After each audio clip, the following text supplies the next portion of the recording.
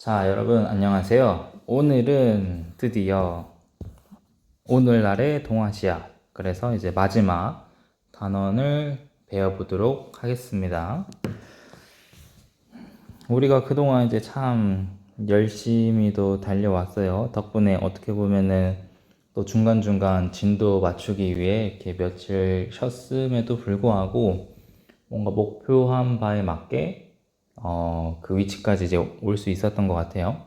그리고 그 수업을 듣느냐고 여러분들도 이제 많이 고생을 했고, 그래서 어떻게 보면은 이제 흑묘, 백묘론, 덩샤오핑 이제 이렇게 시장 개방까지는 시험 문제에 충분히 이제 나올 수 있는 부분이어서 이제 거기까지는 제가 어떻게든 조금 챙겨주고 싶은 마음이 이제 컸던 것 같아요. 왜냐면 또 이제 아닌 사람들도 있겠지만 또 이제 역사를 좋아하고 또 이제 그쪽으로 진로를 희망하고 아마 이제 수능도 이제 동아시아사를 이제 볼 학생들도 있었기 때문에 이제 제가 조금 신경 써가지고 이제 그쪽까지 나가려고 했었어요. 그래서 이제 오늘날의 동아시아에서 이제 진짜 완전 현대사라고 할 수 있는 이제 그 부분까지 이제 오게 되었는데 그 지도에 보면 이제 독도가 나오죠, 독도. 동도, 서도 나눠져 있는 이 독도가 나오는데 지금도 아주 핫한 이슈 중에 하나죠, 이 독도가.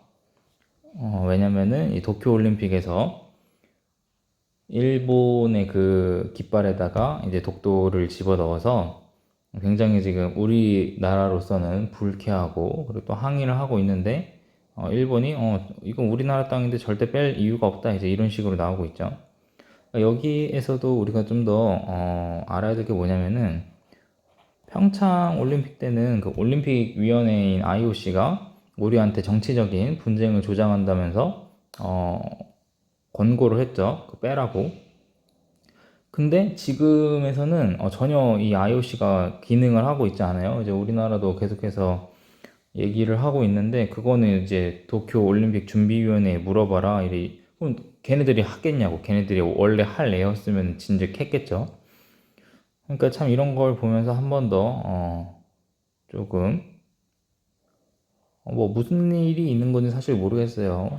일본 애들은 맨날 그 우리나라가 뭐 로비를 하네 마네 뭐 이런 얘기를 하는데 솔직히 그 최근에 이제 기사에서도 봤었는데 우리나라 로비 실력은 아주 형편없다 이제 이런 기사가 있었거든요.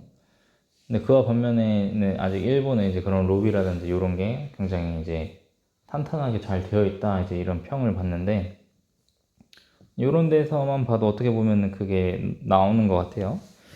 그래서 조금 우리나라도 점점 이제 국력이라든지 이렇게 올라가는 거에 맞게 국격이랑 실력을 더 아직은 향상시켜야 되지 않나라고 좀 생각을 하면서 여러분들이 이제 커서 또 그러한 중요한 위치에서 이제 해줄 수 있는 사람으로 성장했으면 좋겠습니다. 그래서 여러분들도 이 독도 사진 보면서 그런 어떤 사회적인 이슈, 여러분 이런 거를 잘 캐치를 하는 게 굉장히 이제 중요해요. 왜냐면 여러분 이제 대학 가가지고 면접이나 이런 거 할 때에도 그러니까 이제 자연스럽게 이렇게 얘기를 하는 거죠. 최근 사회 이슈 중에 이제 이런 게 있었지 않습니까? 하면서 이제 그거에 대해서 저는 이제 이렇게 생각을 합니다. 이런 게 여러분 면접이에요, 면접. 그리고 이제 오히려 면접관이 최근에 이런 이슈가 있는데 그거에 대해서 어떻게 생각하시죠? 이렇게 먼저 얘기를 할 수도 있고. 그러니까 항상 여러분 이 사회의 이야기에 대한 어떤 그 촉각을 곤두세우세요. 그래서 언제든지 여러분들이 대비할 수 있게. 이게 단순히 이제 대학 면접뿐만이 아니라 여러분 특히 이제 뭐 마케팅에서 일하는 사람들도 이런 사회의 흐름 이런 것들을 굉장히 잘 파악을 해야 되고 그리고 현대 사회는 이제 모든 게 다 유기적으로 잘 촘촘히 연결되어 있고 연관이 있기 때문에 여러분들 돈 벌려면은 이런 사회 이슈에 굉장히 민감해야 됩니다. 우리 정치가 경제에 영향을 줄까 뭐 이런 얘기를 할 수 있는데 영향을 주고 있어요. 대표적으로 한일 관계만 해도 여러분 일본이 그 반도체에 대한 기초적인 공정을 하는 그 물품을 이제 우리가 수입해 왔다는 것이 알려져 왔었죠. 근데 그 정치적인 문제로 인해서 일본이 그거를 수출 금지를 취하고 이제 그게 우리나라가 국산화를 해가지고 이제 지금 극복해낸 상황인 건데 그러니까 이런 것처럼 여러분 경제가 아니 정치가 경제에 뭐 영향을 줄까 생각을 하지만 실로 어마무시하게 많은 영향을 주고 있다라는 것들을 여러분들이 꼭 유념을 해두고 항상 이렇게 사회 문제에 관심을 갖는 사람이 되었으면 좋겠습니다. 다방면으로서. 그래서 뭐 이런 연표들은 여러분들이 한번 보면 될 것 같고, 자, 오늘은 제가 이렇게 막 엄청 깊게 설명하거나 많이 설명하거나 이제 이럴 부분은 없는 것 같아요, 솔직히. 그래서 쭉 봤는데 그냥 어떻게 보면 배경 정도. 그래서 한번 쭉 그냥 보고 마무리가 될 것 같아요. 자, 그래서 이제 제2차 세계대전 전후 처리와 냉전 체제라고 해서 이제 태평양 전쟁, 특히 우리 동아시아에서는 태평양 전쟁을 비롯해가지고 그 제2차 세계대전이 마무리가 이제 된 거예요. 그래서 그 이후에 이제 어떤 세계가 나왔냐면은 이제 콜드 워라고 불리는 냉전 체제, 어떤 군사적인 부분에서 서로 이렇게 우위에 점하기 위해 경쟁하는 냉전 체제가 생겼다. 제2차 세계대전 이후에. 이거를 볼게요. 1949년 미국과 소련의 지도자였던 트루먼과 스탈린을 풍자한 그림이다. 자본주의 진영과 사회주의 진영으로 나뉘어서 냉전 체제가 이제 성립이 됐다라고 이제 보시면 됩니다. 그래서 제2차 세계대전의 종결과 전후 처리에서 연합국의 전후 처리 구상해서 이제 카이로 회담 보면은 미영중이 나옵니다. 그래서 장제스, 루즈벨트, 처칠 이렇게 이제 보이고 있어요. 그래서 여기 보면은 순서 먼저 보고 갈게요. 카이로 선언, 그리고 얄타 회담, 그리고 마지막에 포츠담 선언 이렇게 나와 있습니다. 일단 이게 기본적인 순서고 전체적으로는 그냥 이제 일본의 항복을 받아내자 뭐 그냥 요런 거라고 이제 보시면 됩니다. 그래서 여러분들은 요 부분은 그냥 한번 쭉 읽어보고 좀 더 자세한 내용들은 그냥 한국사 책 한 번 더 보세요. 내가 계속해서 이거를 강조하는 거는 여러분 어제도 그 모의고사를 봐서 알겠지만 지금 계속 한국사를 시험을 볼 거란 말이에요. 그래서 제가 계속해서 막 이렇게 얘기하는 것보다 여러분들이 한 번이라도 더 이렇게 직접 보고 생각을 한번 해보는 게 도움이 잘 되기 때문에 요 카이로, 얄타, 포츠담은 이제 한국사에 더 정리가 잘 되어 있으니까 한번 봐주세요. 자, 그래서 이제 열도에 원자폭탄이 투하가 되고 얄타 회담에 따라 소련이 일본에 선전포고를 해서 이렇게 진입을 했다. 그래서 그러니까 소련 같은 경우는 저기 일본 금방 망할 것 같은데 하니까 이제 빨리 이제 막타 치려고 이렇게 같이 온 거예요. 그렇게 생각을 합니다. 일본은 8월 15일, 우리나라에서는 광복절, 무조건적인 항복을 선언했다라고 이제 되어 있죠. 하지만 그 이후에 우리는 미국과 소련으로 나뉘어져 가지고 군정이 시현되었다라는 거. 그래서 남한에서는 그 총선거 기억나죠, 여러분? 그래서 대한민국 정부가 수립이 되고 이듬해 이제 바로 다음 달에 북한에서는 조선민주주의인민공화국이 선포가 되었다라는 거. 그리고 이제 UN 국제연합이라고 하는 게 이때에 나왔습니다. 아마 이 UN의 그 국제연합기구 요것도 그 발달 과정을 여러분들이 아마 사회 시간에 다 배웠을 거라고 저는 생각을 해요. 배웠죠, 여러분? 네, 그런 것도 한번 이제 봐주고. 자, 그래서 이제 일본을 점령한 미군 이제 나옵니다. 일본을 점령한 미군은 일본의 비군사 민주화를 목표로 군정을 실시했다. 그래서 메가더를 사령관으로 하는 연합군 최고사령관 총사령부, 이제 제너럴 헤드쿼터 아마 그럴 텐데 HQ가 이 본부라는 뜻이에요. 본부. 그러니까 제너럴은 이제 군대 쪽이니까 이제 군본부 뭐 이렇게 생각을 하면 되는데 여러분들도 이제 특히 남자들 군대 가면은 대부분 뭐 중대 소대급으로 이제 떨어져 있을 거예요, 소속이. 그래서 이제 소대본부를 HQ라고 하고 이제 1분대를 1S, S가 아마 스쿼드일 거예요. 그래서 1S, 2S, 3S 이제 이렇게 되어 있는 게 하나의 소대다라고 생각을 하시면 됩니다.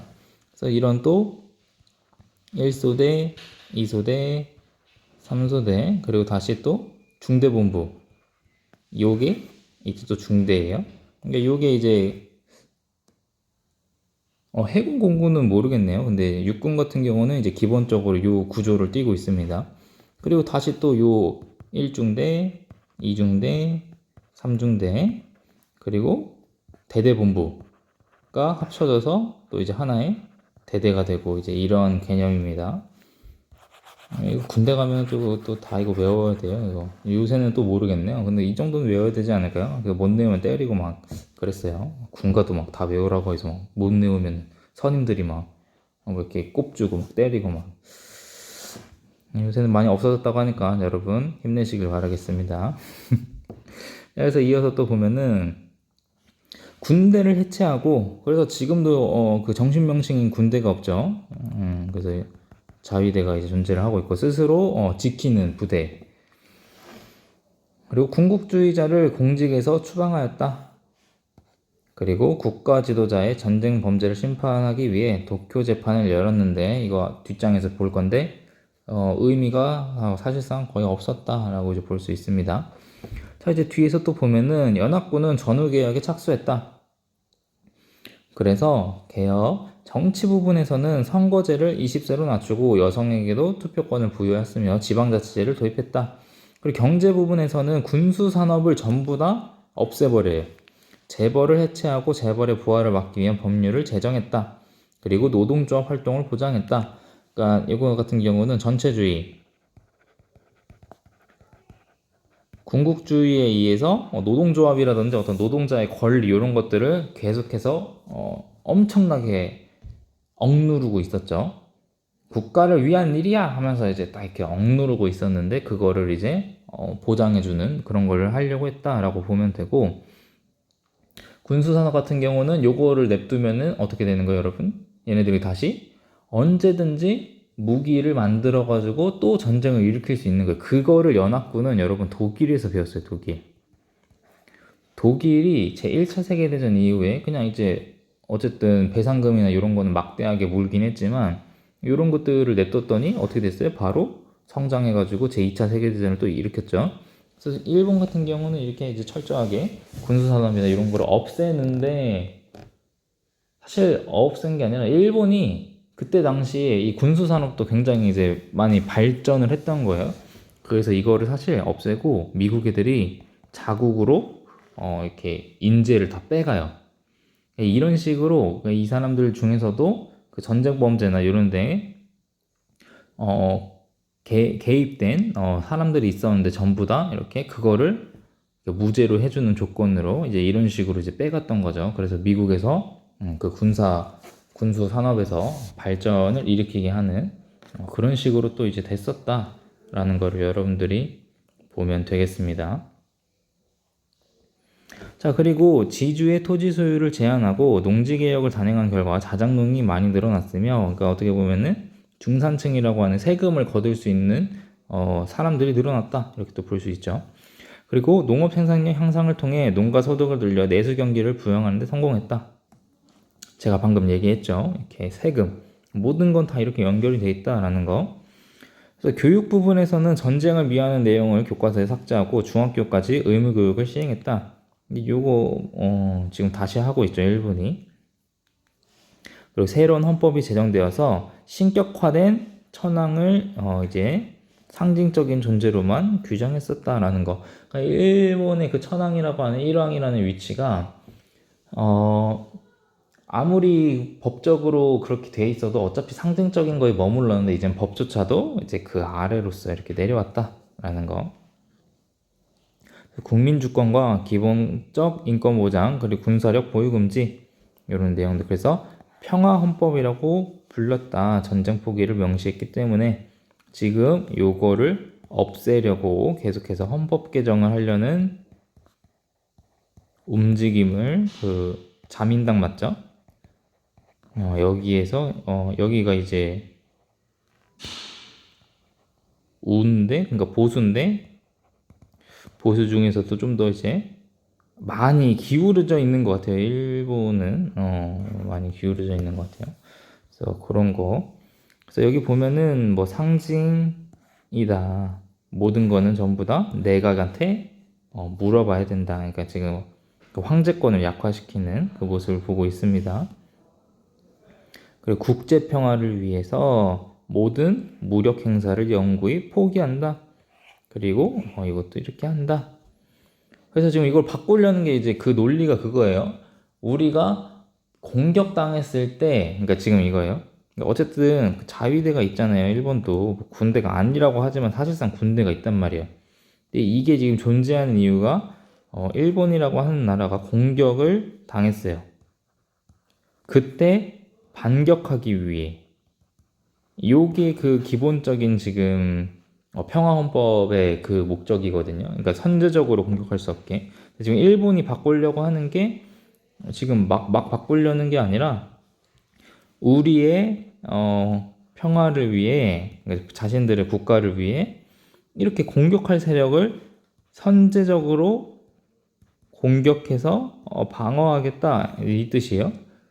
그러니까 먼저 공격하겠다는 뜻이에요. 자기들 마음에 이제 들지 않는 세력이 존재하면 먼저 공격을 하겠다.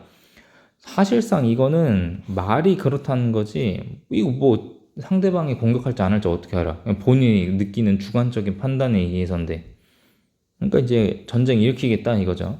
그래서 지금 굉장히 논란이 되고 있고 또 많은 반대가 있는 것 중에 하나입니다. 자, 그래서 이제 아래 도쿄 재판에 오면은 도쿄 재판의 정식 명칭은 극동 국제 군사 재판이다. 그래서 연합군이 전쟁 범죄자를 처벌하기 위해 실시한 재판으로 진행이 되었는데, 자, 여기 나와 있습니다.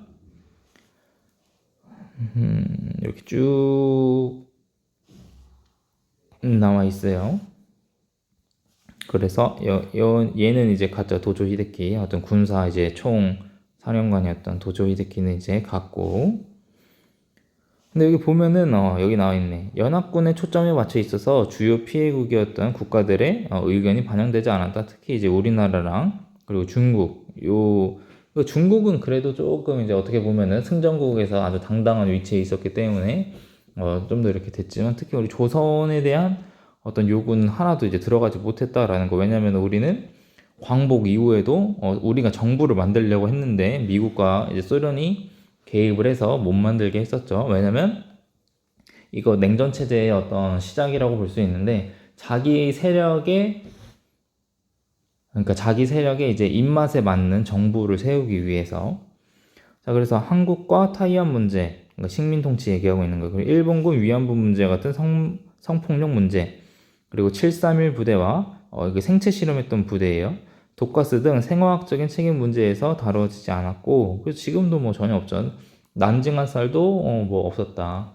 난징에서 그 진짜 그 수십만 명 죽인 것도 뭐 없었던 일하고 막 모르는 척 하는데, 우리 뭐 외압리 사건이라든지 이렇게 뭐 마을 몇백 명 죽은 거 가지고는 뭐 눈 하나 깜짝하지 않는 거죠, 일본 애들이. 그리고 이제 천황에게 면죄부를 줬다.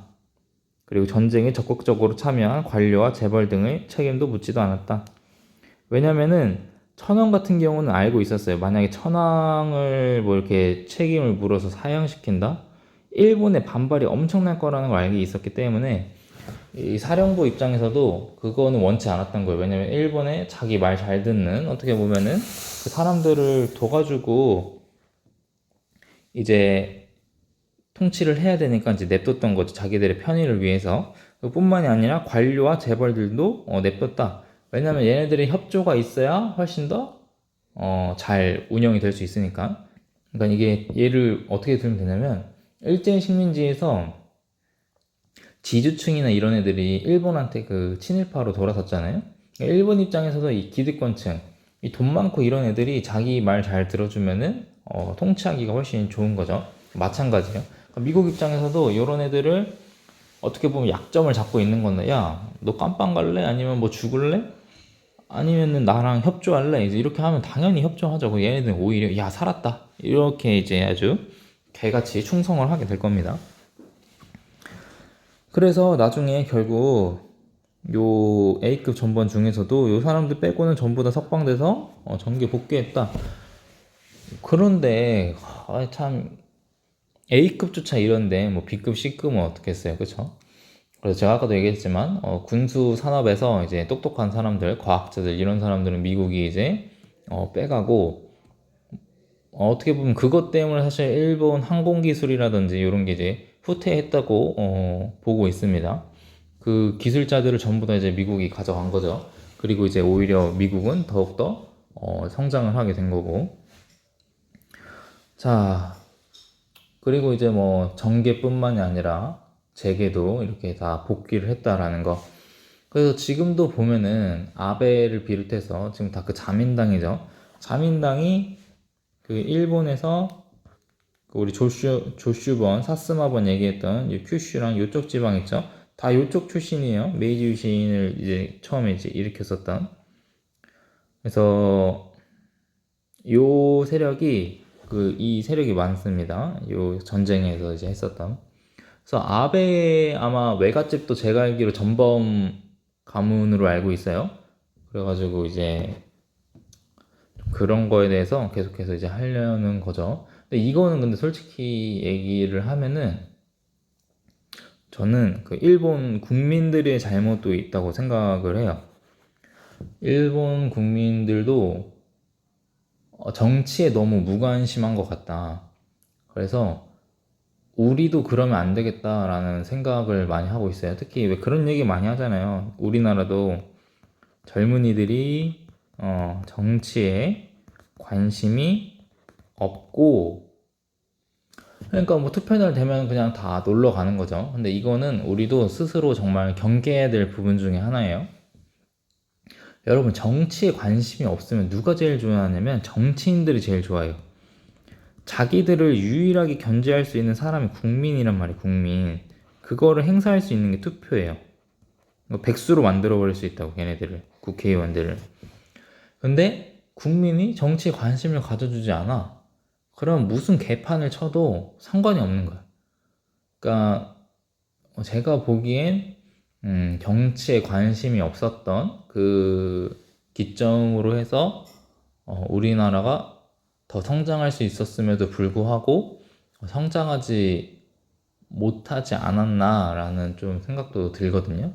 그래서 우리가 항상 정치에 관심을 갖고 끊임없이 이렇게 견제를 해야 된다라고 이제 생각을 합니다. 일본 국민들도 그래야 되지 않을까, 이제는 이제 그런 생각이 많이 들어요. 투표율이 너무 그 저조해서. 자민당 보면 얘네도 개판이에요. 개판 아주. 뭐 우리나라 국회의원들도 개판이지만 일본 자민당도 그 아베도 그렇게 사실 오래 할 그게 아니었는데, 그 중간중간 보면은 분명히 쫓겨날 짓 많이 했거든요. 근데도 이제 그렇게 하는 거 보면은 그러니까 이제 그런 얘기가 있어요. 민주주의에서는 10%, 행동하는 10%의 시민에 의해서 이게 굴러간다.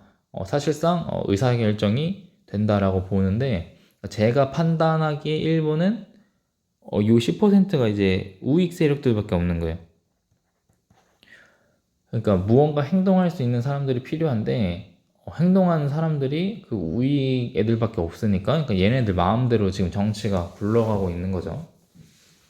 이거에 대해서 이제 조금, 어쨌든 우리 이웃 국가고, 그러니까 이게 지금 우리가 악감정이 있으니까 그렇지만 사실 한중일이 진짜로 이런 악감정들을 헤쳐나가고, 그러니까 극복해내고 힘을 합치면은 세계 어디에 내놔도 꿀리지 않거든요. 솔직히 이제 막말로 만약에 한중일이라는 나라가 하나의 국가로 됐다고 생각을 하면은 조금 이제 뭐 러시아는 이길 수 있을 것 같고, 한 미국이랑도 어떻게 보면 좀 비벼 볼 수 있지 않을까. 그러니까 진짜 그 만약에 전쟁을 일으킨다는 마음으로 정말 이렇게 총력전을 다 하면은 이기진 못해도 그냥 서로 이제 다 뒤지겠죠. 그러니까 그 정도의 어떤 잠재력을 갖고 있는 국가이기 때문에 우리 모두가, 우리나라도 이제 마찬가지고, 잘 해결이 돼서 뭐 친하게 지내진 않더라도 그냥 조금 서로 막 불이익을 주는 이런 관계는 아니었으면 좋겠다라는 게 어떻게 보면 또 이제 제 생각인 거죠. 그래서 여러분들도 특히 이제 요 부분 있잖아요. 전범에 대한 어떤 전쟁 범죄 이런 거 굉장히 우리가 지금 글쓰기가 예정이 되어 있는데, 수행평가로 쓰기 너무 좋은 조제 아니에요? 이거? 여러분들도 이제 손쉽게 어느 정도 본인 의사를 표현할 수 있는 주제니까 많이 한번 고민해 보고 했으면 좋겠습니다. 그래서 오늘 수업은 여기까지 하고 이제 다음 시간에 냉전부터 해가지고 국공내전 다시, 그래서 국민당 쫓겨나는 거 여기까지 한번 배워보도록 하겠습니다. 오늘 수업은 일찍 끝났죠? 여기서 마치도록 할게요. 여러분 고생했어요.